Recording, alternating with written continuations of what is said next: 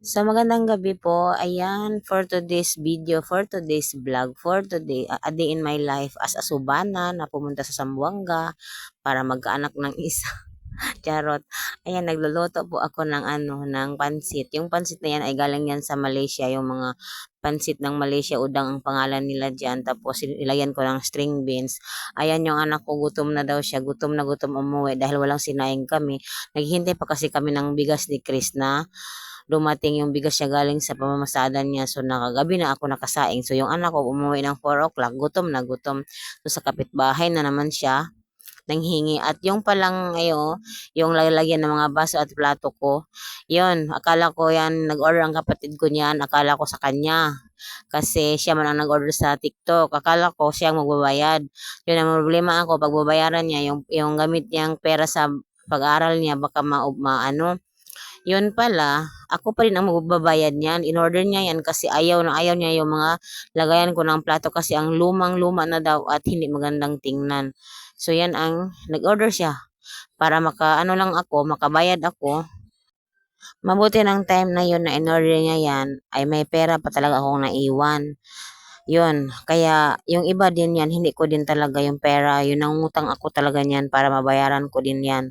Kasi akala ko talaga siya ang magbabayad. Kaya pala siya nag-order kasi ayaw niya ng aking lalagyan ng plato. Kasi sobrang, rin yun, sobrang isang dekada na. Si Dodong for 3 years old that time. Tapos ngayon ay 15 years old na siya. Sobra isang dekada na yung plato ko, yung lalagayan ng plato.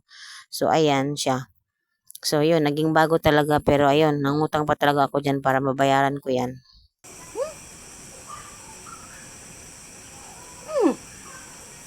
Parang, yan. Cooking tayo. Ito, yan. May kunting manok. Ayan. Baon. Ano ito bukas si Dodong? Agahan. Pati ngayon, hapunan namin, pati agahan bukas. Okay na ito. Ano ito, maubos namin 3. Sobrang pagtitipid ngayon, guys. Sobra talagang si Chris nga umuwi kanina. Walang kapera-pera. Kinahapunan umuwi. Pangbigas lang talaga. 1 kilo at kalahati ang nabili. Ito, oh. Ito. Yan, 1 kilo at kalahati. So, nagsisikap naman din. Pero, sadyang mahirap lang talaga. So, ayan.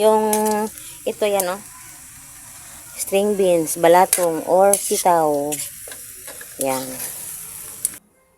Good afternoon. As usual guys, July 20, nag-iisa lang ako hapon na. Naligo ako ng mainit at maligamgam na tubig. So ayan, nagsusuklay na ako ng aking buhok na madami-dami na ngayon konti. Hindi tulad nung last month, July at June na sobrang konting-konti yung talaga yung buhok ko. Naubos talaga yan. So hi guys, ako ay naglaba today. Buong araw ako naglaba ako. Magunti lang uniform ni Dodong at konting maduming ropa. Maduming damit ko. Pati ni Dodong. Kaya Chris hindi ko muna nilabhan kasi ang problema wala na namang sabon pang laba. So, para sa amin lang Dodong isang lang, sabon sachet.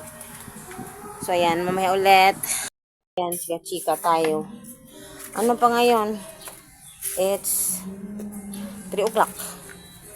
Buong araw akong may ginagawa naman ako guys kasi mga gawaing bahay tulad ng mahugas ng plato, maglaba, maglinis konti.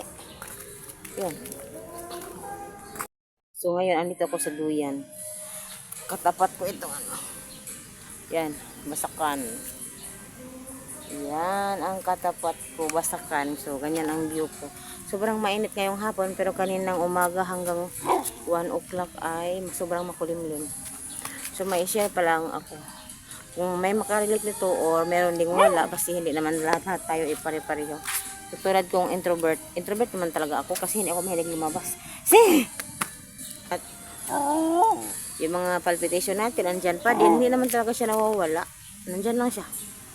Kanina nga, umaga, pagising ko hanggang mga 11 o'clock, grabe yung palpitation ko. Tapos nawala ng konti, tapos bumalik ng 2 o'clock. So, 2 o'clock, 1 hour and a half talaga, sobrang gara. sobrang palpitate ko. Si Bawo, gara kay Wawa, oh. Baw. Baw?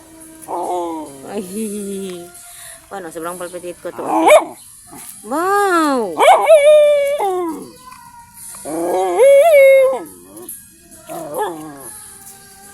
Baw. Saan mo kan, mga ikabaw, mag-vlog. So, yung mga palpitation ko, andyan pa rin sila. Hindi sila umaalis, uy. Yung anxiety ko, yung nervous ko, nandyan pa rin sila. Grabe, kanina 2 o'clock, lumalik, nagpalpitate ako. Yung maririnig ko talaga yung kabog ng dibdib ko. Tapos sobrang, parang maluya ba, yung nakahiga lang ako. Kasi, parang pagod dahil sa palpitation ko. At itong ubo ko, andito pa din. So, ngayon lang ako naligo. Mainit na tubig pa rin ang pinaligo ko. Ininit tubig, hindi ako naligo ng malamig. Yung nag-init talaga ako ng tubig para masagol sa tubig na ililigo ko. Yun. Sa dito kagabi, kumain ako ng sitaw. Nagluto kasi ako ng pansit na may sitaw. Yun. Nag-start noon na parang gagabi masakit ang dibdib ko at likod. Parang tumatagos ang sakit ng dibdib ko sa likod. Ganun. So, yun. Yun ang ganap po today. Wala talagang masyado. Sobrang lang talaga. Yung mag-isa the whole day. Kasi yung anak ko nasa school si Chris na Masada. Para may bigas kami, para may pagkain kami. Yun. So, yan lang po. Thank you for watching. Maraming salamat ha. Maraming salamat talaga sa lahat ng sumuporta sa akin. Kahit hindi na ako masyadong nakapunta sa mga bahay-bahay ninyo dahil may mga sarili na akong mga pinoproblema at mga iniisip yun. Yun guys. Thank you so much. Maraming salamat.